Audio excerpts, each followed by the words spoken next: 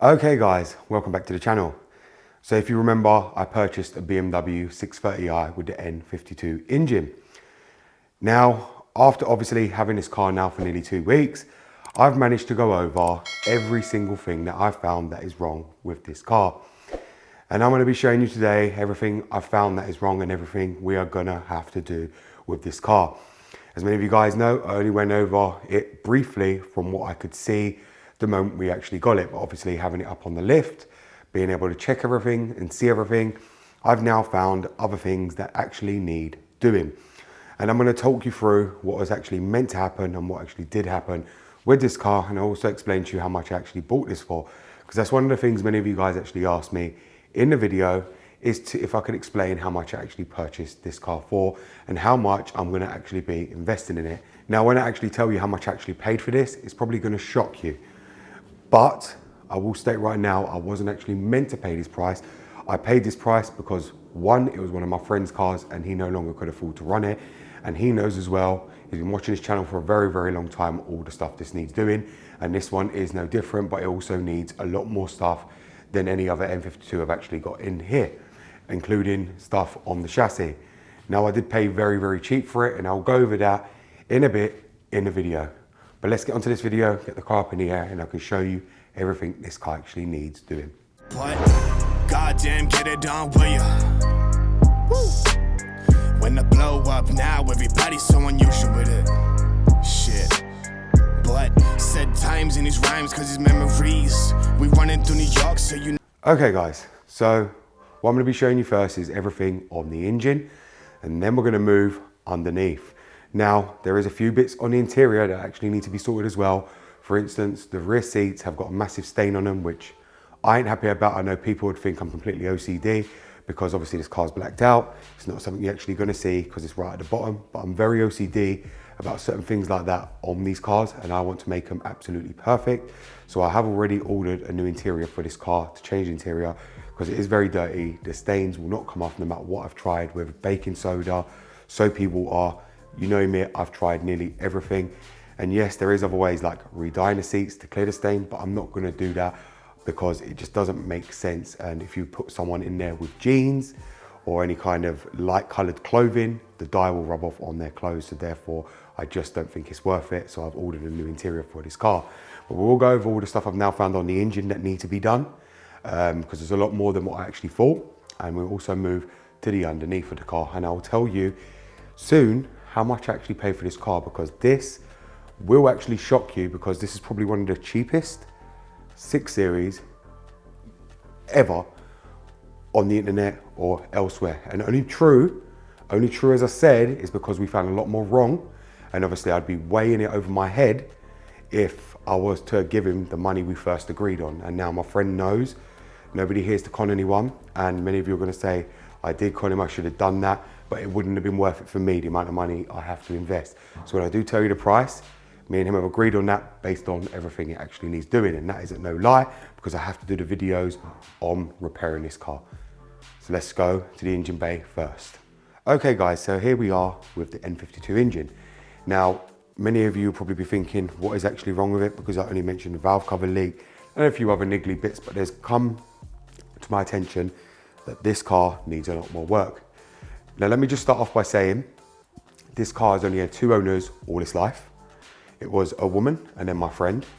This car has full history, and I mean every receipt, every old MOT from brand new. I've even got the old original logbooks, which were blue.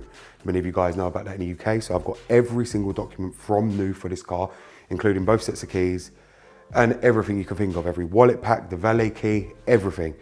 I've never seen a car with so much history. The only other car that's actually come with that is my M5, but this car has every document, every receipt for things all being done all its life.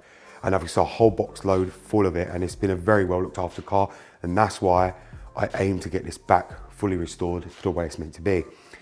So the first thing that obviously many of you guys know was the valve cover. I showed you that had been leaking. Now, when I looked through the service history, the actual lady before my friend bought it took it to a garage, which was actually local to me, because this car, funny enough, was actually local to where I live now. It was actually purchased from. So that was quite a result. And when she took it to the garage at 85,000, They actually mentioned that the valve cover gasket was actually leaking and nobody done anything about it, because I saw on the receipt that she only paid him 36 quid just for our diagnostics, and that was it. It also had a engine misfire on cylinder 1 misfire, which they cleared and it never come back, which I'm suspecting either ignition coil or vanna solenoid. Now, this has had new ignition coils in its life, but all the time they've only replaced one. I think it was 2 that went out in the life of it, and they've only replaced them 1 and 1, so that's why I've got a dual 6, because they've never been done. That's been done. This car's always had its oil changed on time, bang on time, all the time. Got no worries there. Next thing that needs changing is obviously the vanna solenoids. They need to come out. I've had to buy BMW genuine ones for that because I won't trust anything else. So yes, they're going to be being replaced as well because they're at that mileage that they are ready to fail. Next thing I'm going to do is change the whole oil filter housing and the oil cooler. Now the reason for that is because one of the bolts actually threaded that go into the oil filter housing for the oil cooler. If you don't know, the bolts for these oil coolers actually self-tapping. So one of them is threaded on the underneath and it won't go in. I've tried with a new bolt. So it's going to have a whole new oil filter housing. So we will be doing that and I'm going to have to replace that. Fourth, it had a coolant leak from the lower coolant hose, which was actually split on the plastic joint. I've had to replace that to get the car onto the lift here, otherwise it would have flown coolant all out onto my floor. Even though I'm going to have to redrain the coolant, so the coolant leak was the lower radiator hose that was leaking, and I've now put a new one of them on. That's got a new coolant hose down there. We are going to be pulling it and draining every coolant out of it and reflushing all this coolant. We're also going to be replacing this little flange right here, which is the coolant flange, to an aluminium one on there because that needs doing, and I wouldn't trust if that's leaking coolant as well, so we will be getting that changed. So far I haven't seen no coolant leaks since I've replaced that hose, but I don't want to take no chances. So the next thing on these is the power steering reservoir. As many of you guys know, the seals break on the cap, they start to leak out, and somebody has put the wrong fluid in it. They've actually put ATF fluid in the power steering reservoir, so we're going to have to flush that whole system, and I'm also going to replace the reservoir because that is in such a bad state that I can no longer leave that on. Obviously, luckily on my M5 one was good, and my black E60 was good. This is in a very, very bad condition and that has to go. Also, we are going to have to replace obviously the oil filter housing gasket and the oil cooler gasket, but not only that, we're going to have to do all the belts and pulleys because they ain't ever been changed either. I've gone through all the service history and it's got every bit of service history, all receipts, like I say, on all papers, and I've not seen that anyone's changed the belts and pulleys on this car. So that's another thing that's going to have to be addressed. The disc flap, so far there isn't a code, but I know they're going to creep up eventually and I'm going to have to replace them as well at some point. But this is all mostly on the engine side on the top. Now what we're going to do now is I'm going to get the car up in the air and then we're going to go underneath and I'll show you what needs doing underneath. Okay guys, so as you can see here, this is the control arm that I'm facing at. Now, what's actually happened is my friend's actually had these replaced and I do believe that he actually bought them. But what he's done is he's bought ones for E60. Now the E60 upper control arms are actually different compared to the E63. The E63 is completely different. And what's actually happened here, where someone's put on the E60 control arms, is torn out the bushings. And that's why I need to get these off and put proper E63 ones on, which are not cheap. Many people believe you can use the E60 ones, which you cannot on the E63. So we're going to be doing the upper and lower control arms because they're all completely torn. So therefore we need to get them off and changed over for the proper E63 ones. The next one you can see right here is all the water pump and thermostat. You can see it right up there. And we are going to be having to change that at some point. I'm not sure if we're going to be doing it now because, as I said, my one's on 170k and still running strong. Do I want to take the chance of it on this car? Not really, if I'm honest with you.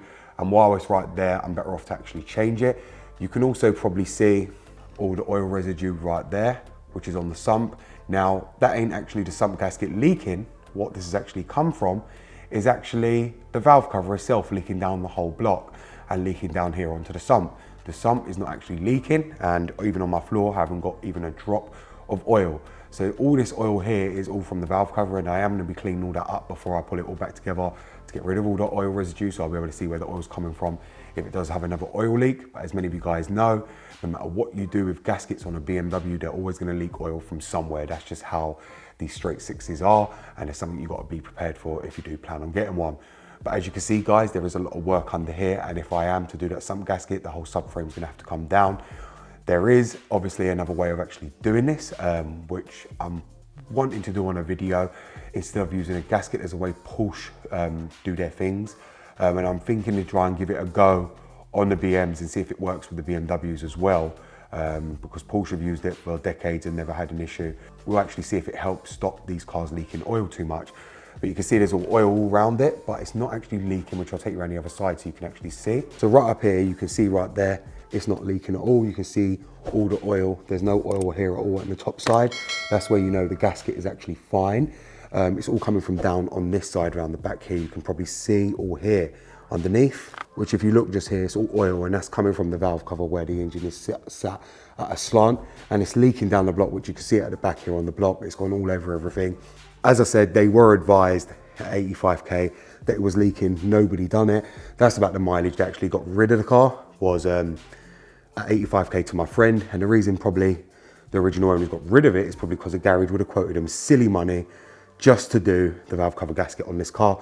And that's why they got rid of it, because it was going to cost more than they actually wanted to spend, and it probably was never going to end. So that's one of the reasons they got rid of it.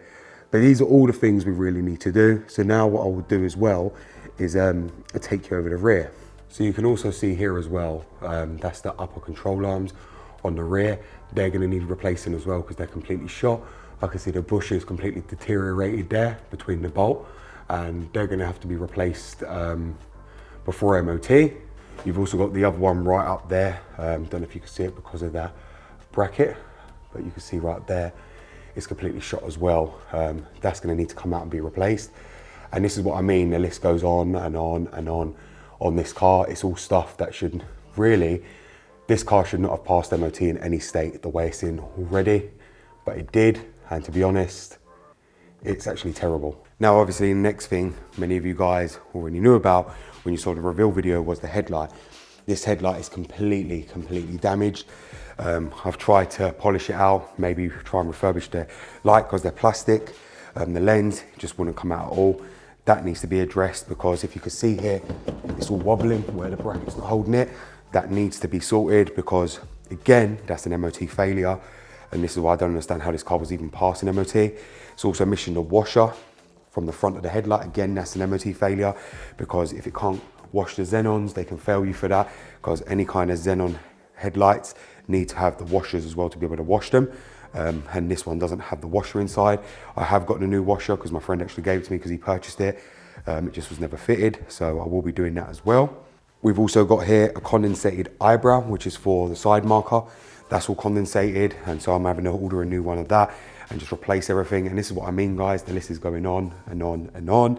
That needs to be sorted because it ain't gonna be blinking correctly, it can't be seen. Again, another MOT failure. And this is why I need to get all this addressed very quickly. And there's a lot to do. As I said, one headlight for these cars are not cheap. They're about £400. You've got the eyebrow, which is about £80. These cars, it's very rare they break them because they don't make them in 2 litres. So therefore, parts are very hard to find as it is, and very scarce because they don't get broken enough. They only make these cars in 3 litres, which makes them very reliable. So 6 Series do not get broken as much as like an E60 or an E90, and therefore the headlights on these are very expensive. So I'm going to be buying a new one of them to tidy it up. So if you can see here, guys, I need to replace all this as well. This is the steering wheel trim with the buttons, because every bit of it is actually faded everywhere. So I'm having to order everything. It's about £150. If I was just buying this trim alone, it's only 60, but because I need the whole lot, it's about 150 quid. Now, obviously, this makes the car look unpresentable, and I want to make it presentable. So therefore, I need to change all that and get that all gone to make it look a lot nicer and tidy it up. Now, if you can see in the back, guys, that's the back seat stain that I was on about right there. It is quite a big stain on the back seat. You can see it right there running down. Now, many of you guys would say, oh, that's not even a major thing, leave it. Or, you know, who cares about that? But I care. You know, it is quite a big stain as well, and it runs down to the bottom, and it is kind of very distracting from the car. As soon as you see that, it's like yuck. So I have to get these seats changed, just because it's going to drive me insane otherwise, knowing that's there. So I am going to be taking out the interior and putting a new load in to get rid of that stain completely. Okay, guys, so as you've seen there, I've now shown you the BMW E63 630i with the N52 engine. Now, as I said to you, there is a lot more wrong than I actually realised when I actually got it. And I did tell my friend this, that until I got it on the lift, I wouldn't actually know what's exactly wrong with it. And obviously, as the list went on, I ended up building up such a big list of stuff that this car needed. It wasn't gonna make sense if I had actually paid him the original price, which we actually agreed on, which was $1,500 for this car, plus all the stuff it's gonna need. I would have been in way over my head on this car. Now, obviously, I've come to decide I'm not gonna be selling this car. I'm actually gonna keep this car and use it as a personal car, just to run around just like all my other cars. I thought I would just keep it because I can't actually be bothered to sell it. But the truth of all this is me and my friend, after knowing everything it actually needs, and obviously I showed him everything it needs, he's seen it himself, he's seen it on the camera, he's seen it on video call when I've been on video call to him. We both decided that we agreed at £500 for this car, which I think is a fair price for everything it actually needs. That this car needs a full overhaul, and I wasn't willing to give any more than that because of how expensive the parts are for this car. Bearing in mind it's an E63, it has the same upper control arms and lower control arms as the 7 Series. And that's one of the reasons why it makes this car more expensive than your average E60. Now, bearing in mind if the control arms were actually cheaper, I would have given them a lot more. But I think £500 for this car is a good price when you consider all the work it needs doing. As you see, a headlight alone is like four to £500 just for a headlight. So that's already, you're in at £1,000 just with a headlight and giving my friend £500. So that's already £1,000 in.